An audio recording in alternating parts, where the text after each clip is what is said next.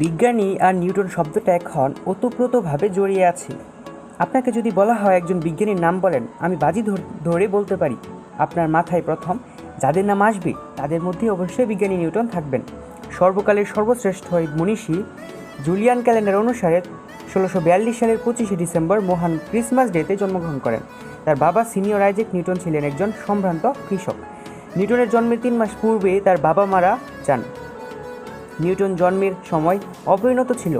তার সাইজ এত ছোট ছিল যে সে বর্ণনা করতে গিয়ে তার মা হান্না আউসকফ বলেন, নিউটন এত ছোট ছিল যে তাকে একটা কুয়ার্ট মগের ভেতর রাখা যেত। কুয়ার্ট মগে 1.1 লিটারের মতো পানি ধরে।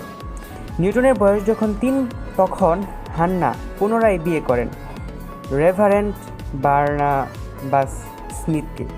হান্না স্মিথের সংসারে চলে যান। নিউটনকে তার নানি মার্গারি আয়োস্কফের কাছে রেখে যান। নিউটন তার সৎ বাবাকে অপছন্দ করত। দ্বিতীয়বার বিয়ে করার জন্য সে তার মাকে শত্রু ভাবতে শুরু করে। 19 বছর বয়স পর্যন্ত সে তাদের বিরুদ্ধে নানাবিধ ছোটোখাটো অপকর্ম করেছে। সে তার মাতা ও সৎ পিতা এবং তাদের বাড়ি পুড়িয়ে দেওয়ার হুমকি দিত। অভিযোগ করা হয় যে নিউটন সে চেষ্টাও করেছেন, কিন্তু এই ঘটনার সুস্পষ্ট কোনো দলিল পাওয়া যায় না। নিউটন কখনো বিয়ে করেননি। 12 থেকে 17 বছর বয়স পর্যন্ত নিউটন গ্রান্থামে স্কুলে অধ্যয়ন করেন। 1659 সালের অক্টোবরে তাকে স্কুল থেকে ছাড়িয়ে নেওয়া হয়। নিউটন জন্মস্থান উলস্থরপে ফিরে আসেন মায়ের কাছে। হান্না তখন দ্বিতীয়বারের মতো বিধবা হয়েছেন। হান্না ছেলেকে চাষবাসের কাজে নিয়োজিত করলেন। লেখাপড়া যখন হলো না তখন বাপের পেশাই করুক, অনেকটা আমাদের বাঙালি অভিভাবকদের মতো ভাবনাগুলি। নিউটনের এই সব চাষবাস ভালো লাগে না। কিংস স্কুলের শিক্ষক হেনরি স্টোকস নিউটনের মাকে বোঝালেন ছেলে লেখাপড়া শেষ করানো উচিত। ফলে নিউটন আবার স্কুলে গেল। স্কুলের মাঠে সহপাঠীরা তাকে খেপাতো। নিউটন সবার থেকে বেশি নাম্বার পেয়ে টপ র্যাঙ্কড স্টুডেন্ট হিসেবে নিজেকে প্রতিষ্ঠা করেন। নিউটন আর থেমে থাকেননি। আলো, গতি, ভর, বেগ, শক্তি, জ্যোতির্বিদ্যা, ক্যালকুলাস নানাবিধ ক্ষেত্রে সফল হয়েছিলেন নিউটন। বিজ্ঞানের ইতিহাসে অবিস্মরণীয় নাম বিজ্ঞানী নিউটন।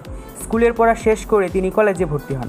নিউটনের ছাত্রাবাসের নিচের আপেল গাছটি বিজ্ঞানের জন্য অশেষ করেছে। কাহিনীটি সবার জানা, আমি সংক্ষেপে বলে ফেলি। একটি আপেল গাছের নিচে বসে নিউটন বই পড়ছিলেন। আমাদের দেশে যেমন আম, জাম, কদবেলের গাছ সচরাচর পাওয়া যায়, ওদের দেশে তেমন আপেল গাছ। তুমি ভাবছো গাছে পাকা আপেল রেখে কোন নির্লিপ্তের বইয়ে মন যায়। নিউটন কিন্তু পড়তে ভালোবাসতেন। তিনি বই পড়তেন। হঠাৎ টুপ করে তার মাথায় একটা আপেল খসে পড়ল।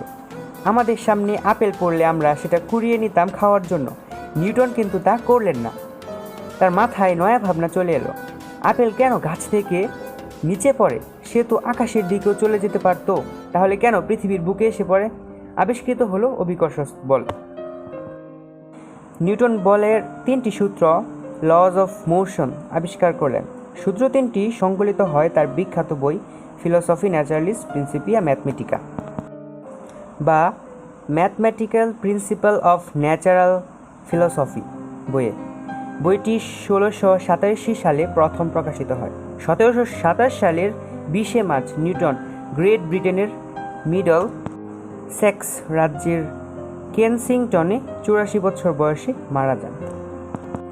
তো এই ছিল মহান বিজ্ঞানী নিউটনের আবিষ্কারের ইতিকথা। যদি ভিডিওটি ভালো লাগে তাহলে লাইক এবং সাবস্ক্রাইব করবেন আমাদের চ্যানেলে। Thanks for watching.